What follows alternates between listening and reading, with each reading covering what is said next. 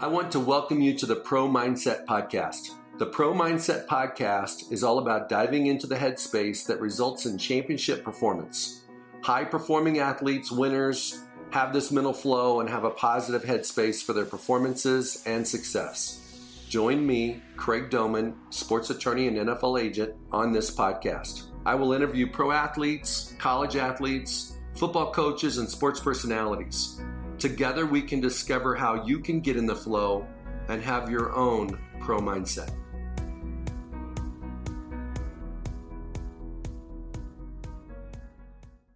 So today on Pro Mindset Podcast, we have a NFL longtime media guru, Aaron Wilson. Aaron, welcome to the show today. Thanks, Craig. Thanks for having me. Aaron, how long do we go back? You're currently covering the Houston Texans.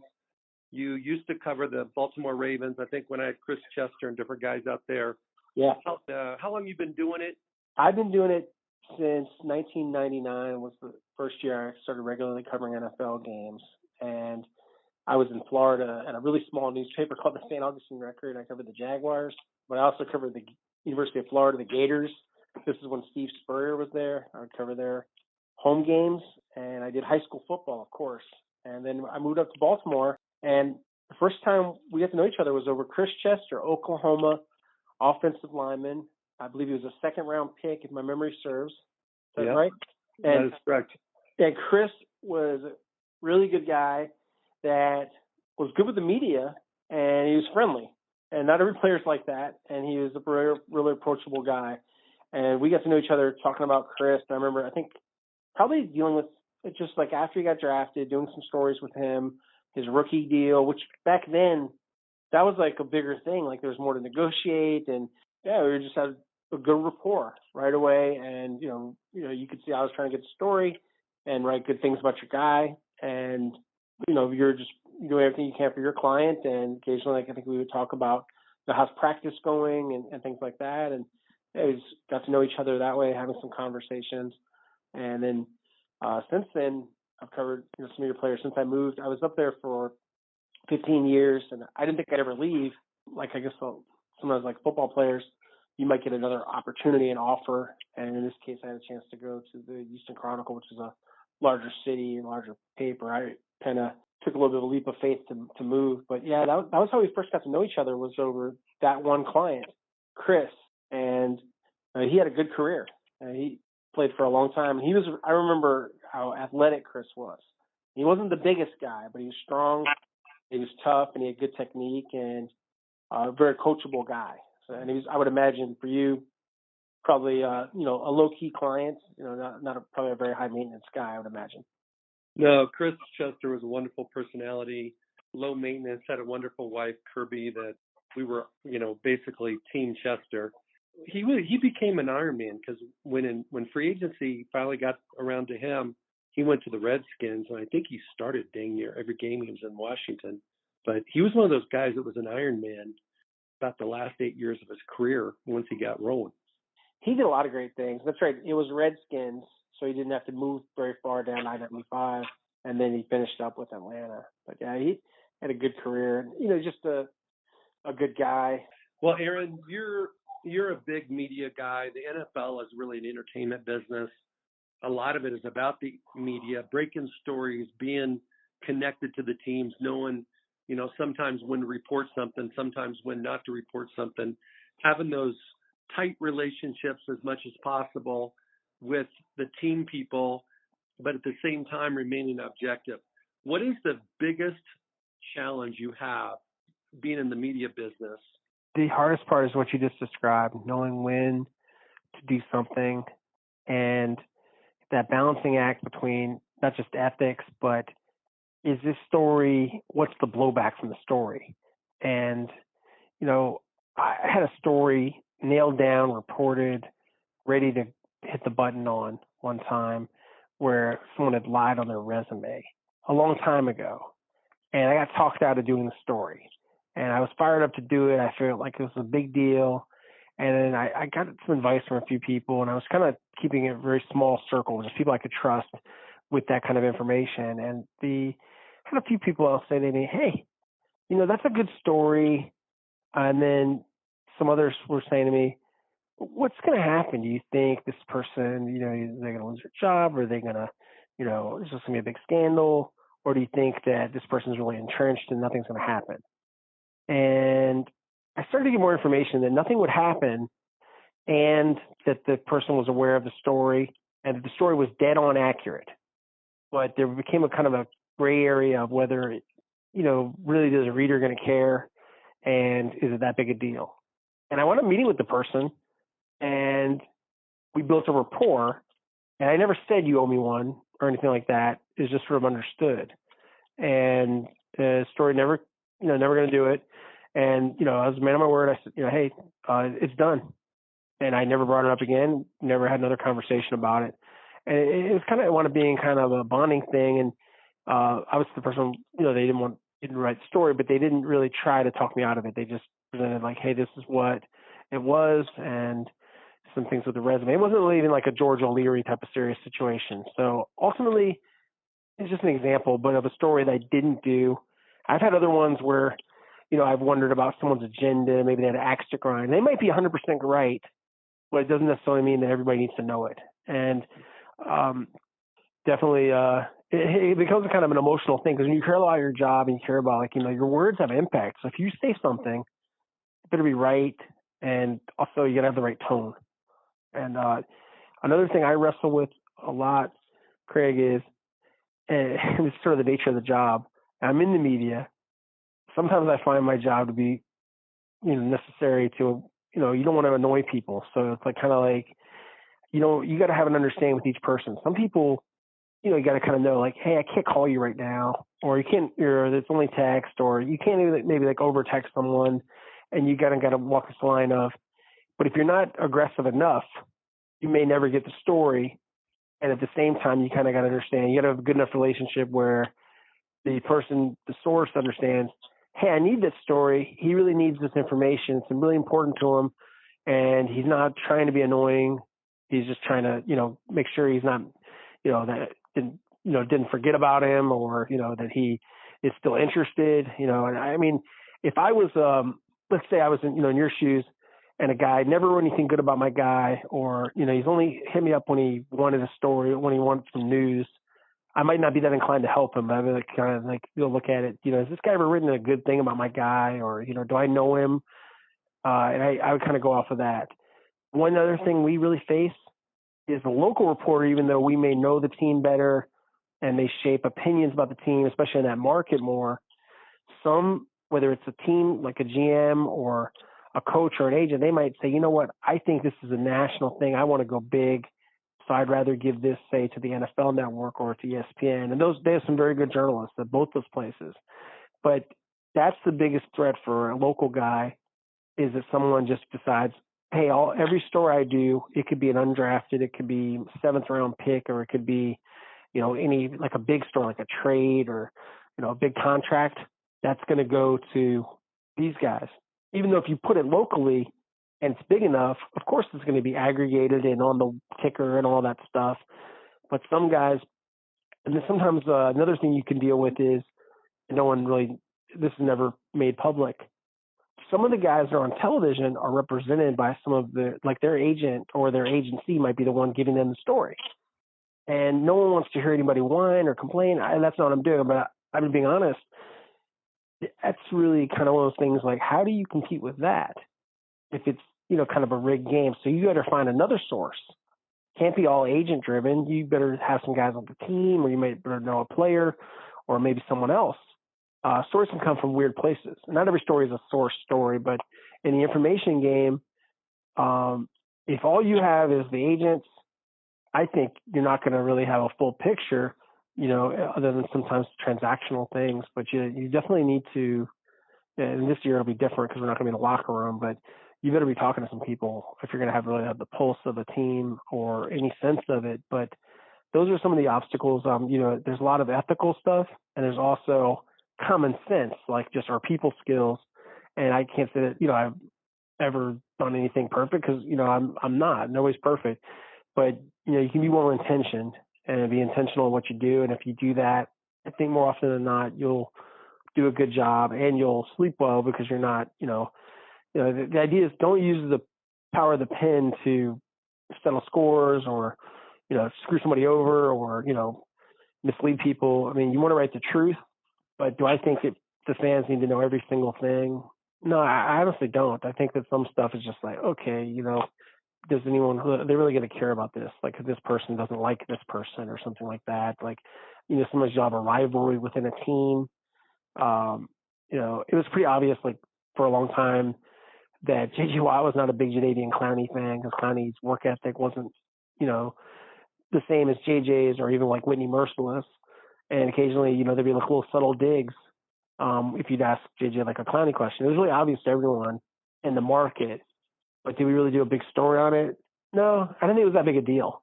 And, it really wasn't that, you just run the quotes and you could kind of tell. People could read between the lines. But I just didn't think it was that really all that important. Okay, Aaron, so I'm going to compare your industry to football and sports. In football, all that really matters at the end of the day is who wins. How do you guys keep score? What is your scoreboard? Are you compared to your peers? Are you compared to, is it the story breaks? What's the scoreboard for somebody in the media? The scoreboard tends to be the big stories. And, like I would look back and I would say, like the year that Odell Beckham got traded, I can remember that Mike Garafolo got that story. And I thought that was a really big story for Mike. And probably I don't know if it's the biggest story of his career, but I thought, from my personal standpoint, I thought it was a really big deal for him to get that trade.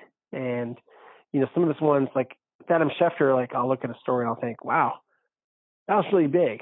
And I mean, I remember when he beat us on Brock Osweiler and the nature of the trade and had the whole breakdown. And I was like, wow, that's got my butt kicked. And yeah, I confirmed it, but you never, you don't want to be second. You're just seconds first last. And it is competitive. But can you only measure yourself on, I got this many transactions. This year, I'm really thankful for it. I got some help and I had the right relationships and I got what I call a good draw of friendly sources that were willing to help me. And so my biggest story this year, I would say, is Laramie Tunsil. And I was, proud to get DJ Reader, and, the money first and the team and all that sort of thing. But Tunsil was a bigger deal to me. And if, the Watson story, if Deshaun gets his contract and, probably I kind of know what will happen with that one. My best hope is probably, once I get it from the team, is a tie with a double announcement. Normally the way that guy's client news goes would be with Ian and Adam. And very rarely have you seen a local guy break the story. I might be in the mix on it, though. I have a good relationship with the people I need to on that one. So, I'm not going to say I can't get it. I want to win. But, yeah, I would mostly view it by news breaks. But what I really like to do better is if you had an insightful story or something that no one else had, like a human interest story, maybe it's something that really was a real memorable read. We had a guy here named Devin Still, and his daughter was a cancer survivor. And I had a lot of fun telling his story just because I felt like it was a real meaningful sort of a tearjerker. And that meant a lot to me. But, yeah, I mean, when it comes down to it in this business, most people care about the news. But I think, anything you can do that's a little bit different, you just don't want to be the same as everybody else. And like all you care about is, who's, getting cut and who's getting signed, how much money do they make. If everything you do is transactional and you never write anything like that, I think that's well written or a good feature, I think you're kind of like limited. And I don't know what the analogy would be for like a player, but maybe you're just kind of a nondescript, hacking it out kind of guy. And you're not, where's the touchdown? Where's the big, big story or a story that just really is well written that people will say, hey man, I really like that. And I sometimes take pride in a story about obscure players. We have an undrafted guy named Jan Johnson. He's from Penn State. I don't know if Jan will make the team. I think he'll be on the practice squad in all likelihood. He was a walk-on at Penn State. He earned a scholarship. He became a starter. He became all Big Ten. He wrestled. He got his butt kicked. He had to wrestle heavyweight. He left the football team as a freshman because the national champion wrestling program, their heavyweight wrestler, got hurt. And so I remember, talking to him and talking to his defense coordinator at Penn State. And I had a lot of fun writing that story and sort of like his mentality and kind of where he comes from. And yeah, a little bit of a Rudy story in a good way, if you will, but a guy that's kind of self-made ball player. And I'm curious to watch him play and just see how does, what he did at Penn State, how does that translate? Heard good things about him. I know you're not the biggest or fastest guy, but yeah, I heard really good things about his intelligence and about his character. So I'm just curious to watch him. But I like to sometimes like read about intangibles. And you represent a guy named Dylan Cole. Dylan Cole's character, intelligence, and athleticism are really off the charts. He's had some hard luck with injuries. I always feel like when he's healthy and he's in the game, he's going to make a play. So like covering him has been interesting to me just because I feel like, this is a guy that is a really great guy and treats us very well. And also he's a good football player. And sometimes he'll do something that you look at him and you think, well, he's not that big. He's really fast, but he's really tough. He's a really good athlete and he's got some pop. So, and he's going to find the ball. So yeah, what I would say is, yeah, for some guys, you write those stories and I enjoy them. But to me, yeah, it's not always about the star player. If all I do is cover Deshaun Watson and J.J. Watt stories, I'll have lots of readers, but I really don't feel like you're telling the whole story of the entire team. So you should pay attention to special teams. You should pay attention to offensive linemen, backups. There's a lot of good stories to tell, but it's just a matter of, are you going to only tell, be sort of what I call, looking for the front runner, big name guys, or do you cover like the fabric of the locker room?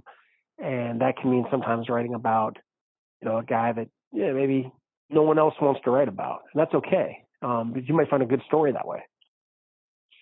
Well, Aaron, you brought up, I had a couple thoughts. One was a lot of times the media has gravitated over the last 15, 20 years in the NFL and in professional sports in general to the transactions, the trades, and the money.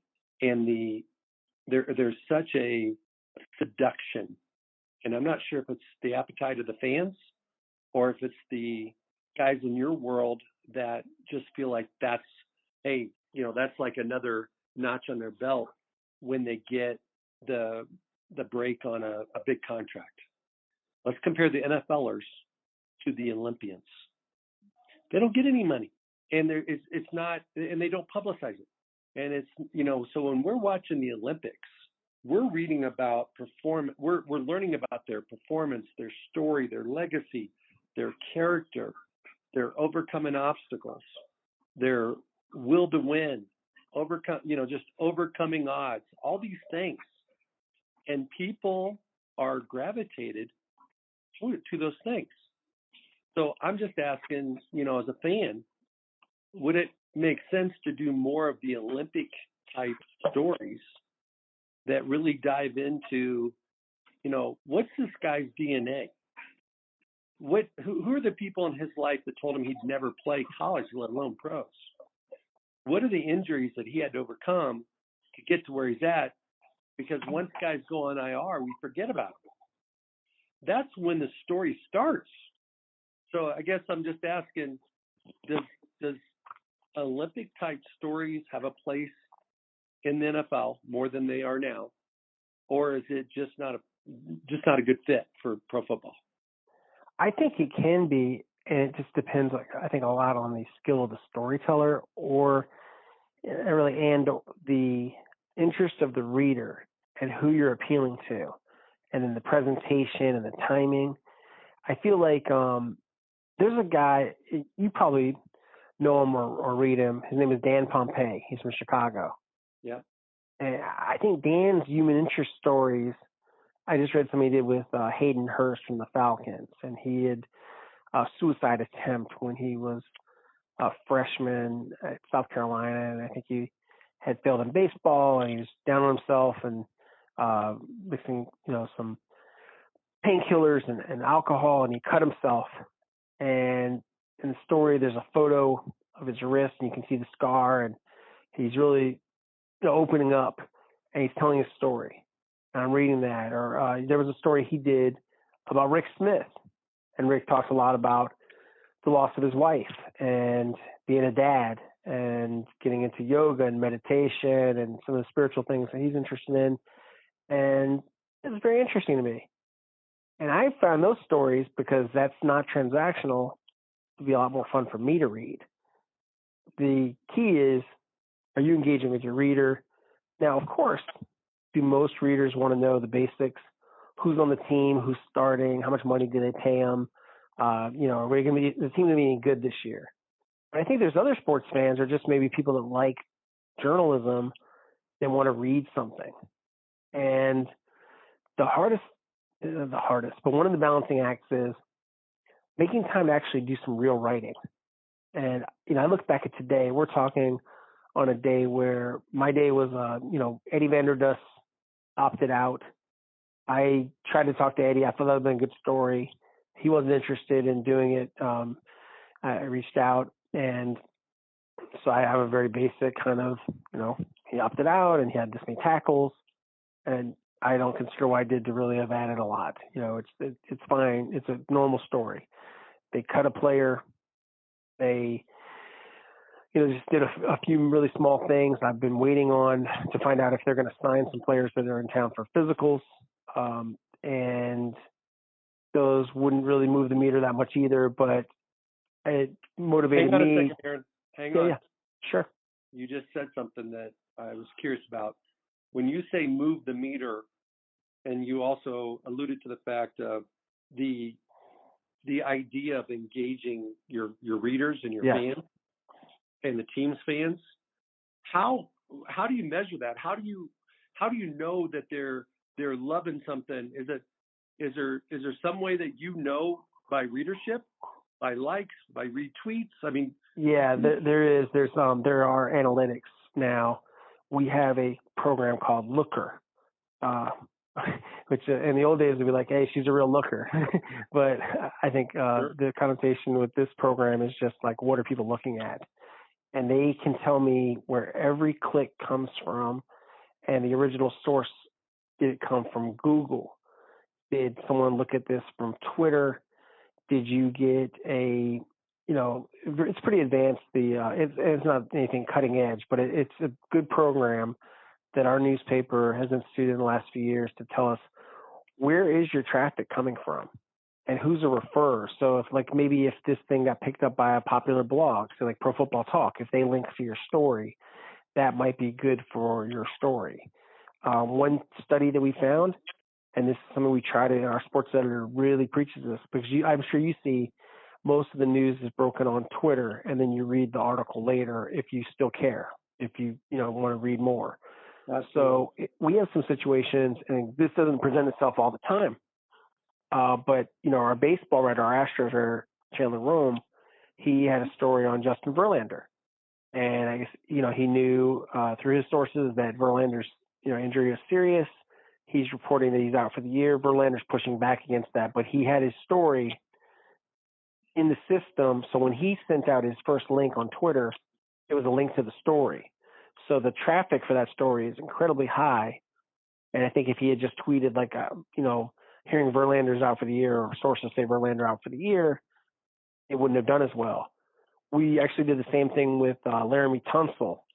And then Tunsil had a story in the system with his contract, how much, all that sort of thing. And so the first thing we sent out was the link. And so the traffic was much higher because that link is important, because we don't get paid by my boss. Always say this to me. Twitter doesn't pay you, and we don't get paid by Twitter. Twitter's a free program. It's a free app. We want people to go to our website. We want people to read the newspaper. So if you just tweet everything and you're not writing it, you don't have a story up on the site, I mean, basically you're not doing anything. That's not that helpful. Twitter is like where the majority of these things, and most of the time you have no time. So it doesn't always, what he wants isn't always, doesn't work. Sometimes you got no choice. You just got to tweet it, and then you got to write something as fast as you can and send out the link. But the first thing is more strategic. But yeah, there are numbers, and sometimes stories don't do well. I've had things, that I thought would do well that didn't. And sometimes it would do something goofy. I had an idea. I was watching Curb Your Enthusiasm. I don't know if you do you watch that on HBO? I don't. It's a fairly funny show. It's a lot like Seinfeld. It's the really? same creator of Seinfeld. It's Larry David, and Larry is the star of the show, and it's a quirky, very much like Seinfeld, but modern, now. And Larry is a Jets fan, and he was frustrated that they didn't draft Deshaun Watson. So he was talking about Deshaun. So I watched this, and I thought, you know what? I don't normally do this sort of story, but I thought maybe this would be a fun blog, and I'll reference the show. I'll have a little pop culture thing, and, get some, they'll run a photo of Larry and a photo of Deshaun, and they did. And it wasn't anything that really took a lot of work. I probably put it together in about 10 minutes, but, I got some clicks. And I even linked to the show, and I think I got a retweet from HBO or something like that. But normally I wouldn't do that. But I thought this one was sort of like just kind of a fun, lighthearted thing to do. And it's not normally what I would write, but I thought, well, I'll try this. But it did get a lot of readers, and that's okay. I don't think that that's necessarily a bad thing to occasionally, do something that might be a little bit fun. But, the whole thing is, you just don't know what will do well. The best things that, we get clicked on, though, they're news. If they sign a player or trade a player, or, if there's some kind of big injury, that normally gets the majority of the readers. And that's well, just it sounds kind like to me, Aaron, it sounds like to me that what you're really wanting to do is promote your brand by writing the best stories you can. And your brand is obviously the Houston Chronicle. And the gateway to get people to come to the Houston Chronicle articles outside of the paper copies that are delivered in the city is for you to set up links and connections with these other social media sources to get people to go to the articles. absolutely, because that is fair and accurate. The thing is, it's the avenue. And what's the number one referrer? It is social media, because that's where people are. That's where some people are on there all day, tweeting and debating, and it's like those old-fashioned message boards. That's what Twitter to me has become. And then there's other things that people can use, whether it's a Facebook, or I've seen some journalists have some success with Instagram. I've had more success with Twitter. I am more new to Instagram, and occasionally, and I kind of have a mix of, I might post food pictures or pictures of my wife or something, or, like a trip. And sometimes I'll put football stories on there and I'll promote them. And I found that that's actually helped me interact a little bit sometimes with the athletes and with agents that like Instagram, and they like it if you tag them, especially if it's a nice story, and, maybe they put it on their Instagram.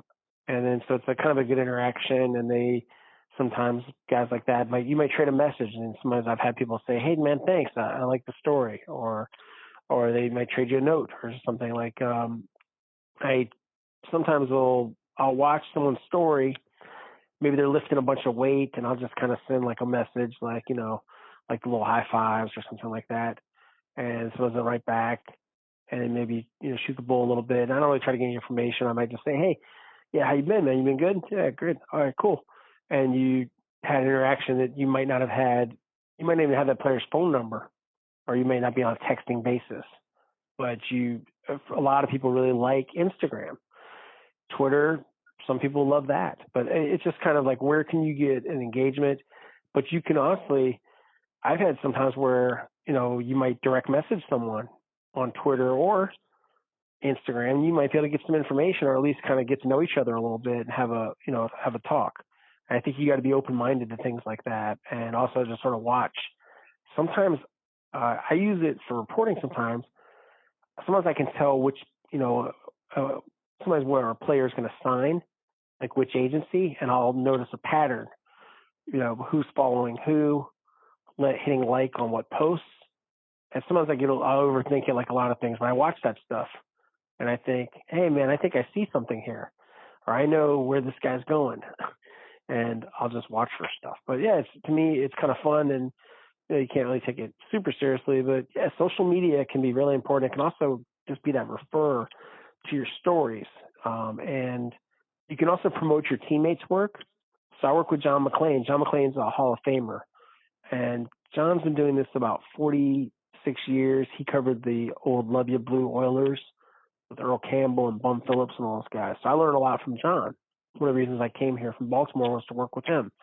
And, if he tweets something, like passes on or retweets me or like promotes something I do, I get a lot of traffic because he's got a lot of followers, because he's got a good reputation. So what's my job? Retweet him too and promote his work. And so if you try to do that, it's kind of like just a nice thing to do with your coworkers. And do I do it for every single story? No, I'm not perfect on that, but I try to do that as much as I can, especially if it's something he writes, because we cover the team together. And that's just kind of like good manners. But it's also, if it helps your teammate, it's good for the paper and it's good for everybody, because they're buying these premium subscriptions. And some people may not like your tweeting style or something like that. They may unfollow you. Craig, I lost a lot of followers, and I don't mind.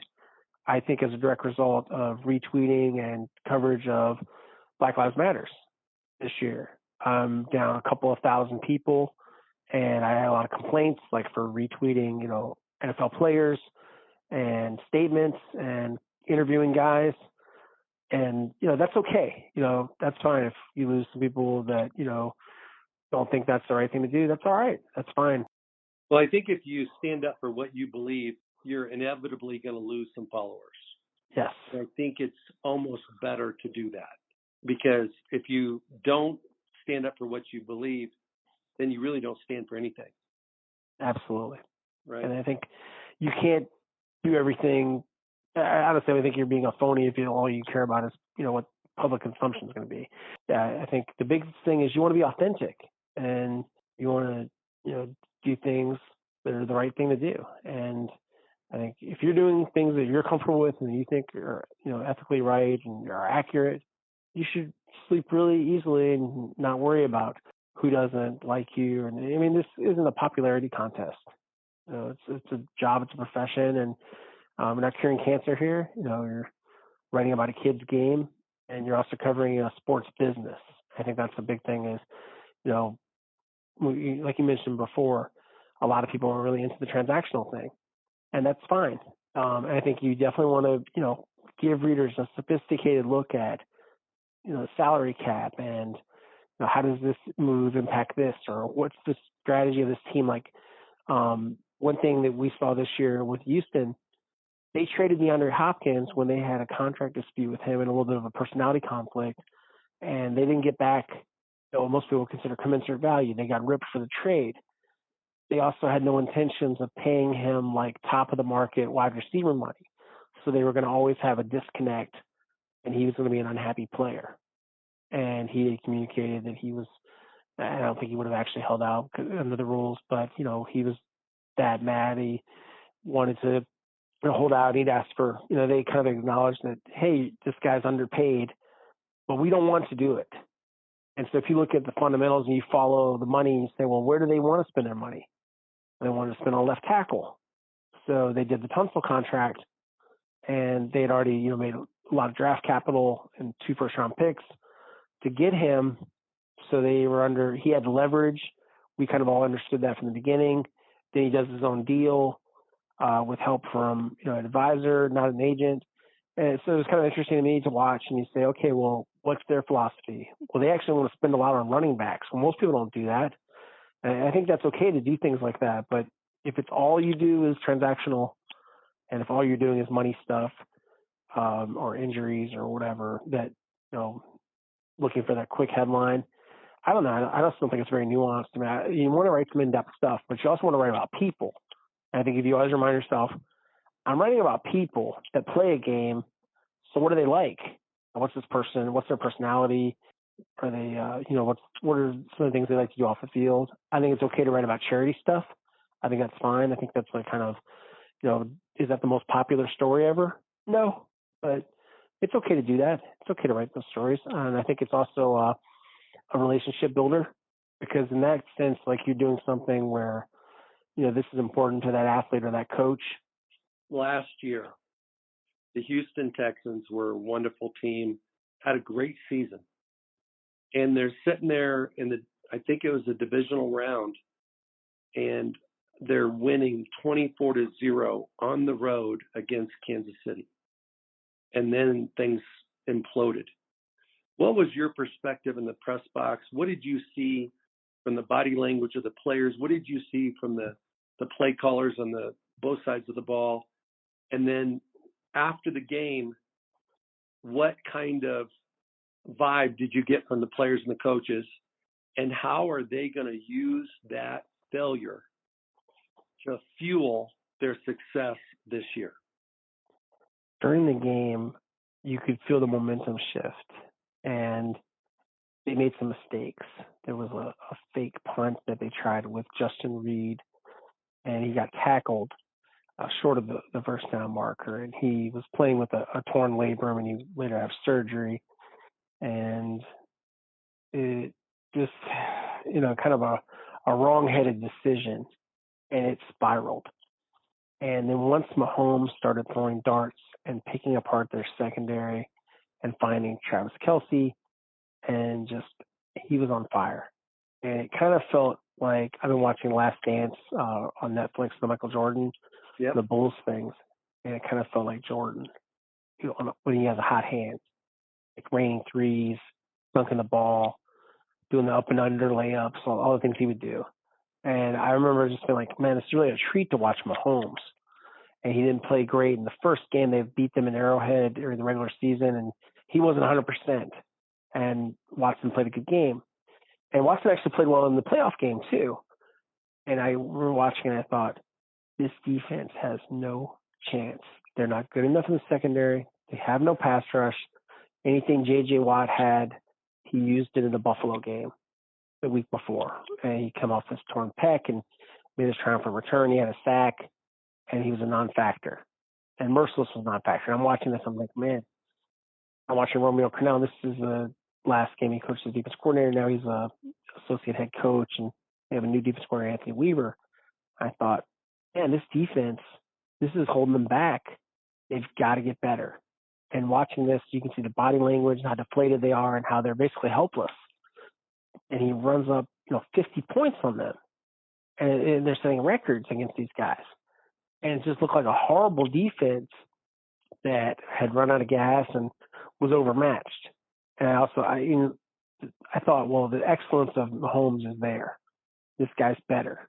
He's a cut above. Watson's really good. He's great in his own right, but this guy's much better. And I came away thinking that, and I also came away, once I was in the locker room, there's some anger, there's some embarrassment, and there's a little bit of defensiveness from some of the defensive guys, and it was awkward a little bit with some guys on offense, even like Hopkins, and it wound up being his last game before he was traded.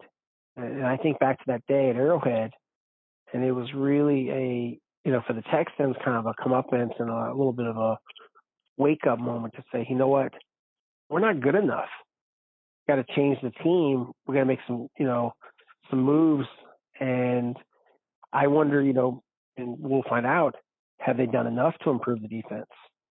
And I think it'll maybe take more than 1 year for the defense to catch up, to where some of the, the offensive production is and where Watson is. But I definitely came away from that thinking, it's not even close. They're not good enough, and they got to be really honest and take a hard look in the mirror and say, that's not good enough. We got to get better. And I think that they did. Whether that plan will work out and all those things, especially with how crazy this season's going to be, hopefully, they're able to pull this off and have the season during this pandemic. But I just kind of came away from it thinking, man, that's not good enough, and they can't be satisfied. You made it, you won a playoff game, you made the divisional round, but you're the only team in the division that hasn't won, even been to the AFC Championship game. Jacksonville's done that. Everybody else has done that. So I kind of came away thinking, and talking to the guys, and talking to them throughout this offseason. I mentioned Justin Reed, talking about some of the guys that are some of the mainstays on defense, and they're very emotional about that game and really excited to play the Chiefs again, play the champs in the season opener, September 10th, back at Arrowhead. I mean, you can't really, that's the last place you played a football game, and now you're heading back there and see where you are. And we're going to find out right away, how are they? I mean, Baltimore kicked their butt. It was just nasty what happened that day in Baltimore earlier in the season, in the regular season. And now they're going to play them again, and they're going to come down here. So it'll be really interesting to see Watson versus Jackson, which we'd hyped up and wound up not living up to the billing. See those guys go at it again. So can't wait to cover those games. I think it's going to be fascinating. How do you feel? I mean, every coach, every franchise, every locker room responds differently to that kind of adversity. How do you see the coaches responding? Because from a personnel standpoint, bringing in some new blood, bringing in some guys that don't have that bad memory will help the locker room. Keeping the guys that have that bad memory can also help you in the locker room, because these guys know how important this game is on September 10th. Day one, game one, right? So yeah, it's first game. What do you think?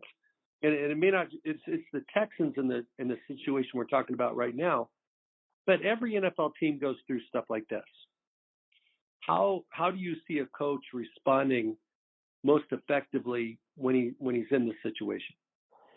I think the most effective way to respond to failure is with honesty, and to say, if you're a coach or you're a player, okay, I don't want to really be cloaked in this failure, and I don't want to be defined by it. I have to put it in perspective. This is why we lost. This is what I could have done better. And I've got to call, if you're a coach, you got to have, better adjustments.